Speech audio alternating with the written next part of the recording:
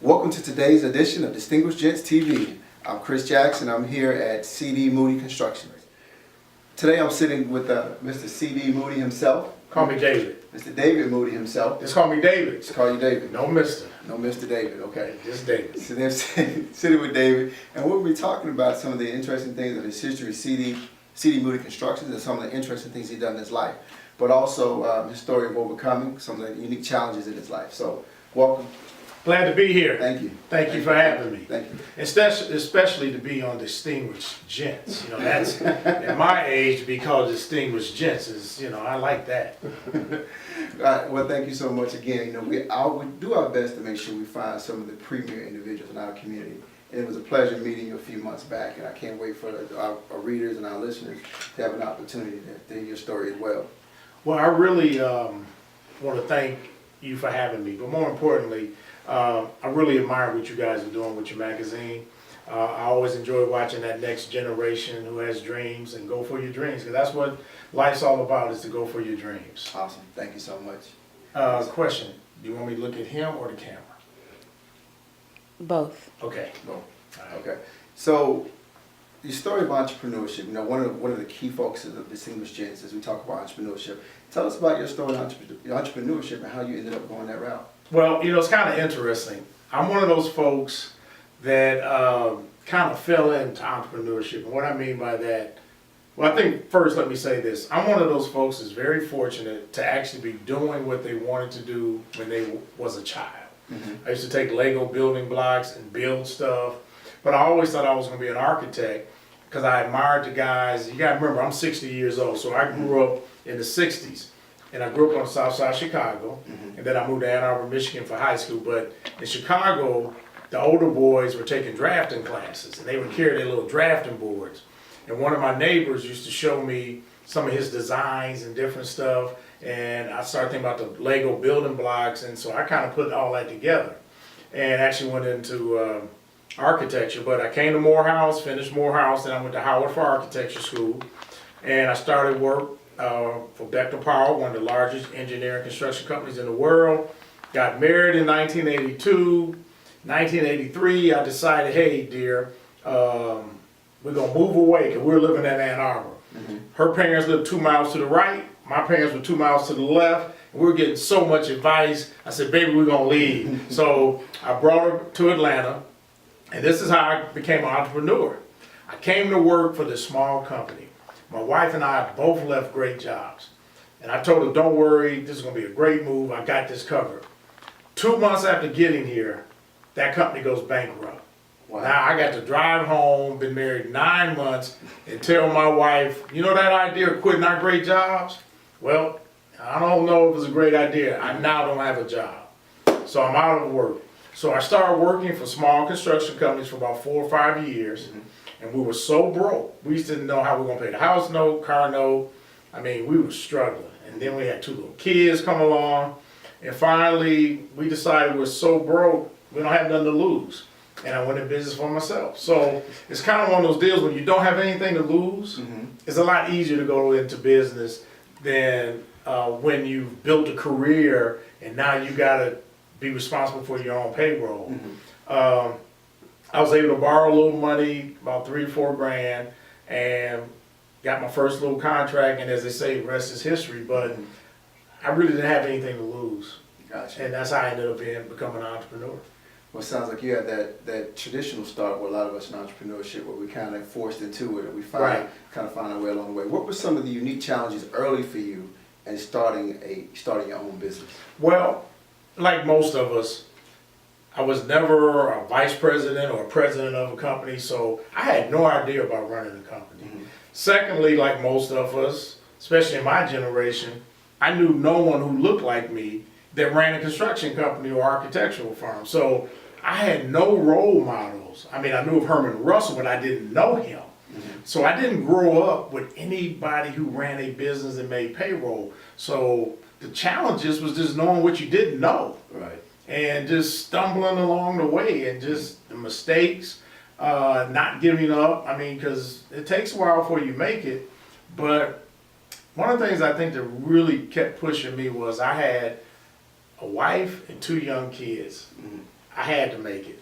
And I just believe I was really blessed because I'll tell you later in the story that I believe God put me in a position with my business for what I'm doing now to help others heal. And if I hadn't had a successful business, I never would have made it to where I could do what I'm doing now to help others heal and find joy and deal with trauma. Right. So I believe this was all part of God's plan. Awesome. And you definitely seem like you followed that plan to the T to be able to reach a certain level of success. Yeah, and there were times I'm like, man, you know, making payroll, being responsible for people, and you know, the whole, it wears on you. I mean, there are times you like, you know what, man, let me just get a job, let somebody else worry about payroll, making sure we're getting paid, and just the constant battle. Because one of the things I tell people about being an entrepreneur, especially in construction, we eat what we kill.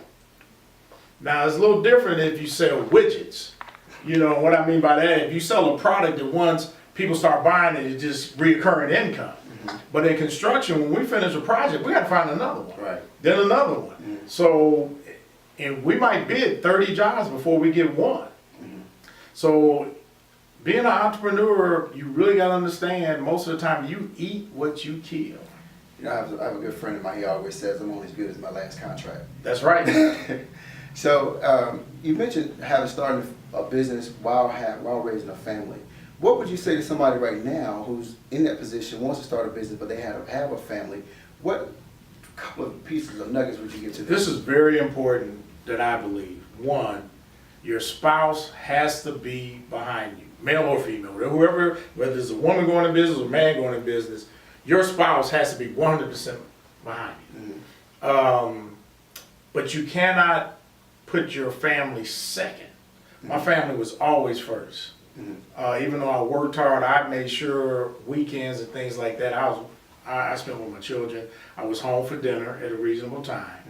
Because I didn't want my family to also hate the business, where all Dad did was work. So you got to find a good balance too, as an entrepreneur when you have a family. Because life goes really fast. I remember being a young 20-ish, 30-year-old person. Now I'm 60. I mean, it went like that. So it goes real fast. Wow. And that's really true. So we talk about balance in corporate work, we call it work-life balance, but also there's a balance that you have in entrepreneurship as well. Well, the other thing you got to understand about entrepreneurship, you work 24/7. And what I mean by that, your mind is always thinking about the business. Even when I take vacation, and I promise I'm not going to check emails or something, which I always do, you're always just thinking, how can I get better? Or there could be a problem going on with a job or a project. I mean, you really don't get to rest completely. So you got to find how to rest while thinking, you know, and also being physically fit, emotionally fit, and being spiritually fit. You know, all those things are very, very important, I believe, for entrepreneurship. So in starting your business, of course, you know, we talk about the mud level starting to work your way out of the mud. At what point in your business did you say, I got it, I can do this? Actually, each year I felt better, you know, but you never really feel comfortable because all it takes is one bad job and you can be wiped out. So I knew early I could do it. Now, I didn't know I could do it for a long time. I didn't think I'd be here this long. I mean, but also I didn't have a plan. I was just playing it day by day. When you're an entrepreneur in the beginning, you're not thinking 5, 10 years down the road. You're just hoping you can make payroll next Friday. So it's come over time.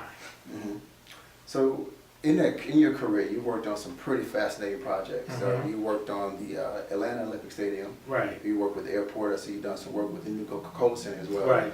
when you first put in your bid for your first big contract, how did that go? Basically, when I won my first, well, now, let me tell you two stories. When I got my first job, period, on my own, it was an $80,000 contract. When they told me I won the bid, I had to go to the bathroom because it basically scared me to death. Because I'm like, how can I make this? The second thing was when I got my first big contract, I had to pinch myself because I just couldn't believe I was there. Because you gotta remember, I never saw anybody look like me who did construction of a major size. I knew masons and electricians and people who did little small handyman stuff, but I never saw anybody look like me who did projects like this. So I actually was stunned. We kind of touched on that a little bit earlier when we were talking offline a little bit about the meaning of Atlanta to individuals such as yourself.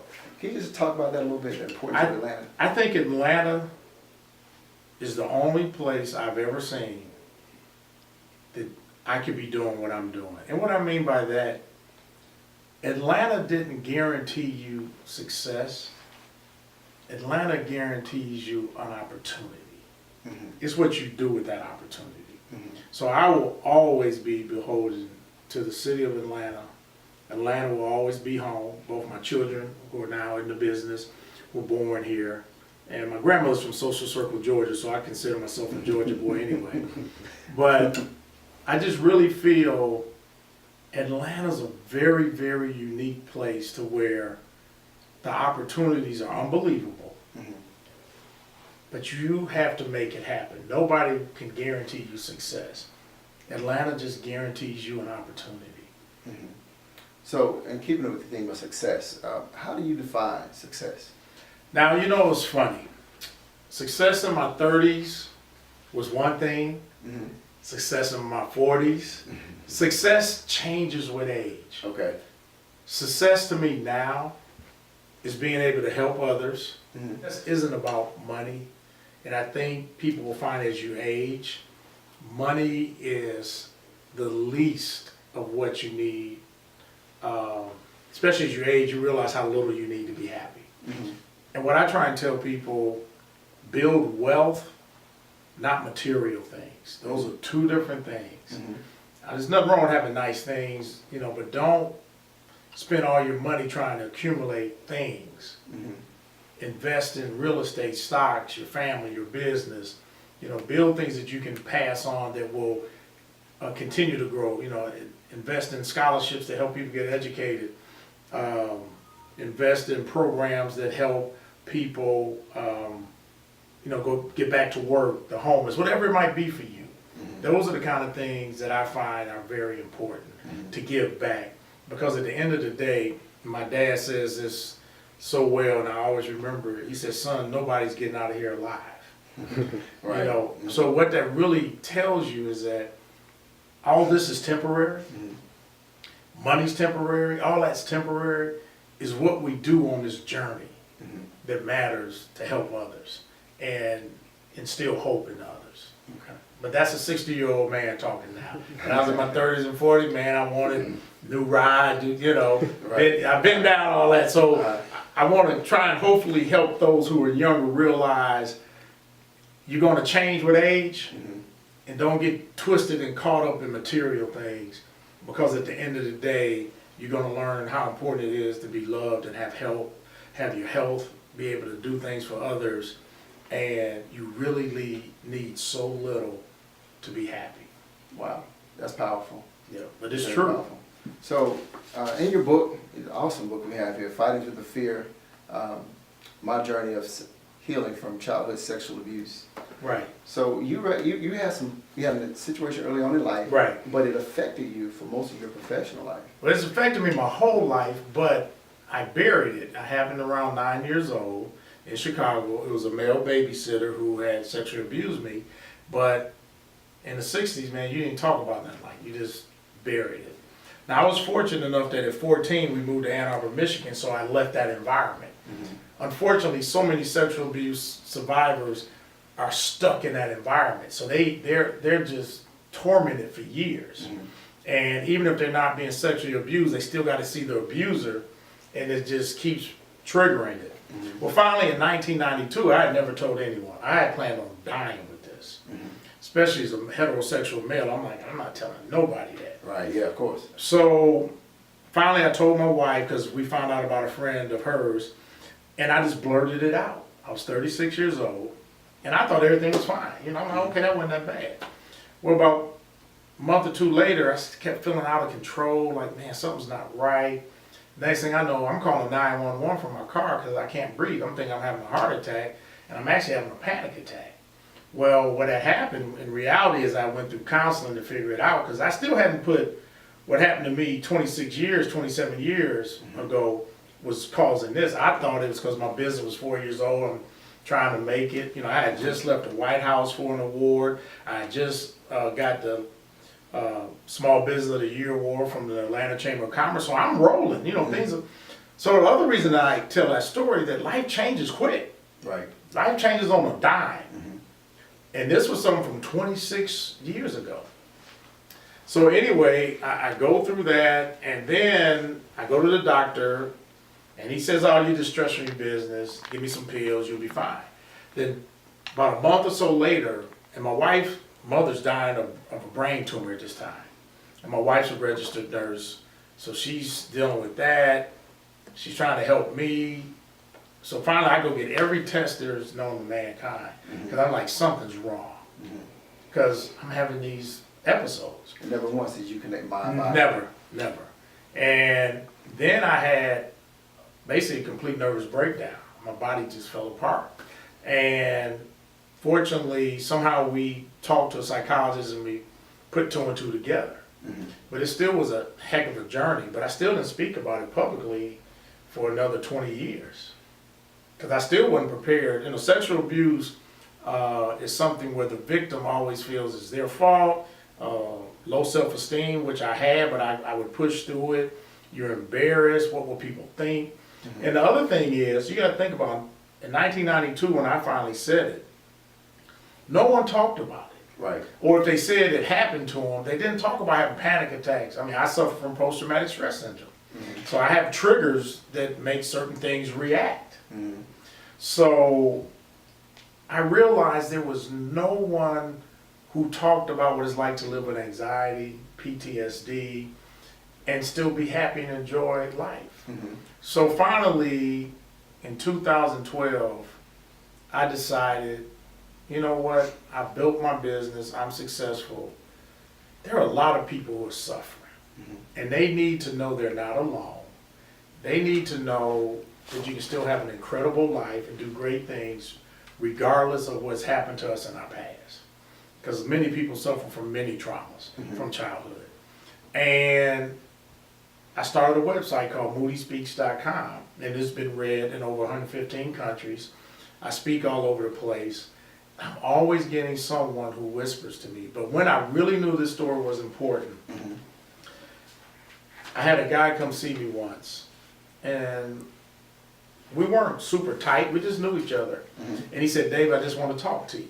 And he had married into a very wealthy family, but he didn't feel he was living up to the end.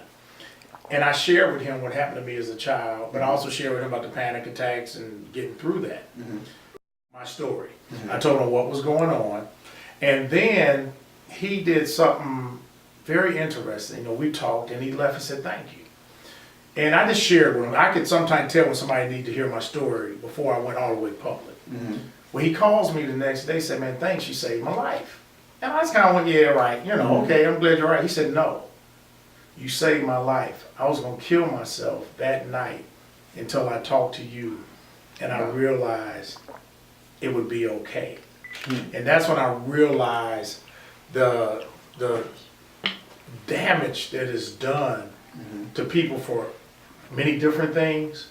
And we all need to hear the success story of someone who's made that journey and not ashamed to talk about what it's like to make that journey. So that's really why I feel, as I said earlier, God put me in a position to get to this place to where I could be comfortable and have the freedom to help others heal from anxiety, sexual abuse, PTSD, any of those kind of things. So I just share my story. I'm not a professional. I tell people you need to get proper counseling. But I just share that you can still have hope, joy, and you can overcome anything you've been through. But it will take some work, and it will take time, and there's no magic pill, there's no magic words. You have to understand what ticks for you. But more importantly, you know, there's an estimated 46 million Americans that have been affected by childhood sexual abuse. And 80 to 85% of predators is someone in the family or someone close to the family. So often, the victim is forced to either be quiet, can't talk about it, or the family doesn't believe them because it affects the family dynamics too much. You don't have to worry about that person in the trench coat as the predator. So that's why I speak up, and I'm in a training film for Darkness to Light that's used throughout the world to help people understand these things. And I feel empowered helping others because I know how lost I was trying to figure this journey out and what happened to me as a child, how it affects you forever. It will always be there. I relive it every day, and I decide to do something positive in helping others. See, you can still do incredible things and have an incredible life. Wow. And I do want to paint a picture for those of you who don't know. So you didn't have a stereotypical image of what people consider someone who's abused. Right. You were a college football quarterback. Right. Successful businessman, married with children. You were very active, you know, running marathons, half marathons. Right. So you did not have this profile, but on the inside, there was... I'm suffering. I'm torn up. And that's one of the things I always tell people. People say, man, you got it made. Boy, I'd love to have your life. I said, I don't know if you can handle where I've been. And that's why you have to be careful thinking someone's life looks like the life you want. But you really don't know the journey so many people have to go through. But also, so many men have called me or come to me. And I'm talking about professionals, athletes, entertainers, CEOs, and many have cried to me saying, thank you, I've kept this secret myself, and for you to speak up, I now feel relieved that I can finally say it. So what it does to society is unbelievable, the cost that it has on so many people. And the other reason I speak up, because it really takes your self-esteem and your self-worth. And I believe there are people that I speak to who are the next great scientists, the next great something. But if they hadn't heard my story, they could maybe just stay in that shell and never try. And what really made me realize that, I spoke at an inpatient place for kids. And I spoke to a group of about 10 boys. And this boy, he was about 10 years old, he's crying as I speak. And afterward, he comes up to me and he whispers, Mr. Moody, that happened to me. I didn't think I could make it until today, until I heard your story. So often in life, we just need to hear a story from someone who's been on a journey that lets you know you're going to be okay and you can make it. So that's why I speak up at 60 years old, because I want people to know, regardless of what you've been through, but more importantly, mental health does not mean you're crazy if you got an issue like anxiety or PTSD. So many people who are suffering with anxiety, panic attacks, PTSD, who are drowning it with drugs and alcohol to ease that pain.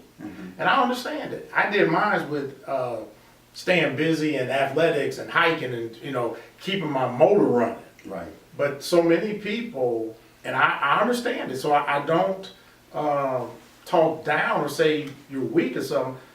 There's a pain for some people, that alcohol or drug, because they haven't been able to get the help they need to know they'll be okay.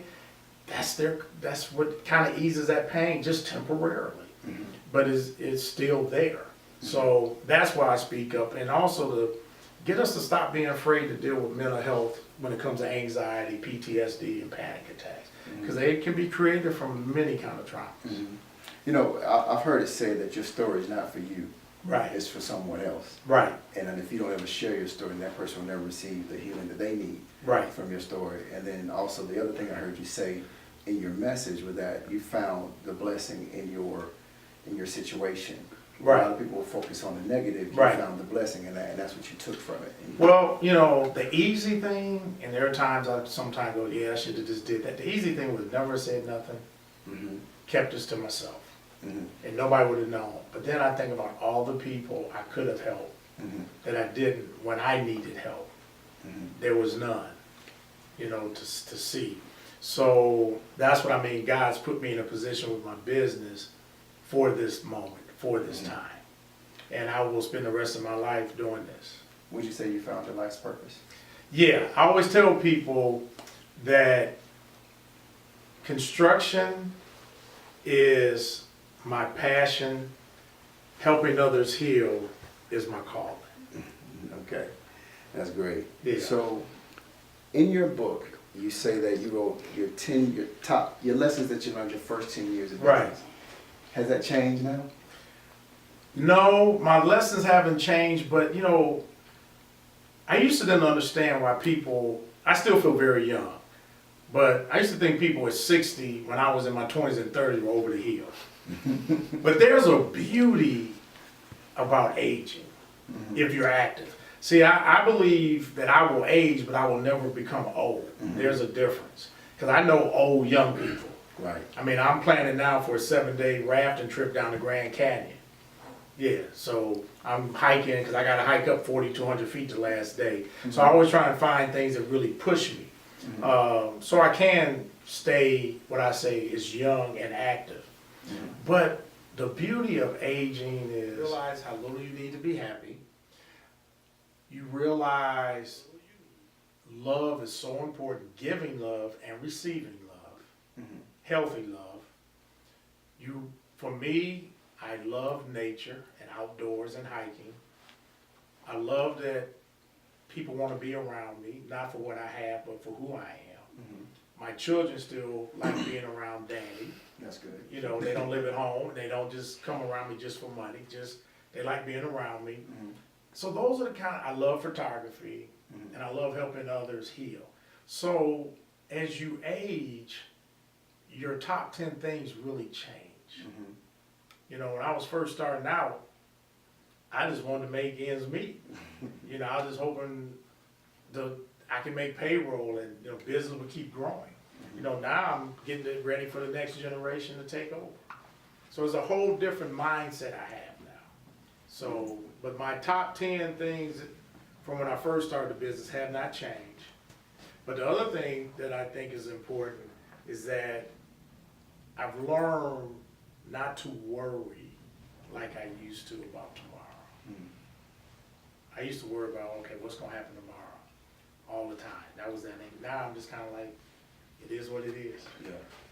So you touched on something which is very near and dear to us at DG, where we talk about legacy. What do you want your legacy to be? I want my legacy to be, one, that was a funny guy. He can make you laugh regardless of how bad you felt at that moment. I made a difference in people's lives that I'll never know. And I helped others go for their dreams who I'll never know. And I don't expect anything in return. So, my legacy that I raised some good kids with my wife. And I set an example. I'll be married 34 years in a couple of weeks. And I want to be able to say I set an example of how a man should be a great father, a great husband, still enjoy life, but respect and do it the right way. And great things happen when you do things the right way. You're going to have tough times regardless in life, but I'm a firm believer when you do things the right way for the right reason, it all comes back eventually some way. It might not come to you, it can come to your children, grandchildren, friends, but it comes, the cycle keeps working. So it's worth it to do it right. So we're distinguished gents. we encourage our community Right, to live life above the bar. right. What does living life above the bar mean to you?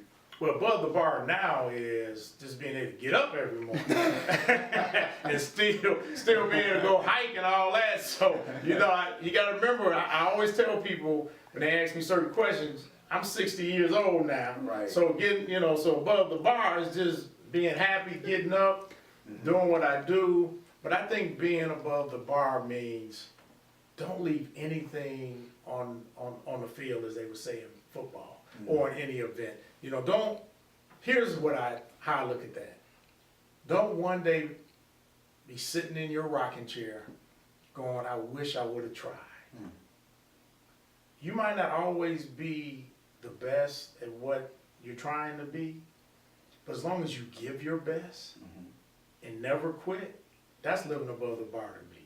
Go for it. Because only two things can happen when you try. Either you make it or you don't. But at least you tried. Wonderful. Well, David, I want to thank you so much for your time. Thank you. You for joining us today. And I wish you much success. And just if there's anything you ever need, just recognize DG is always here for you.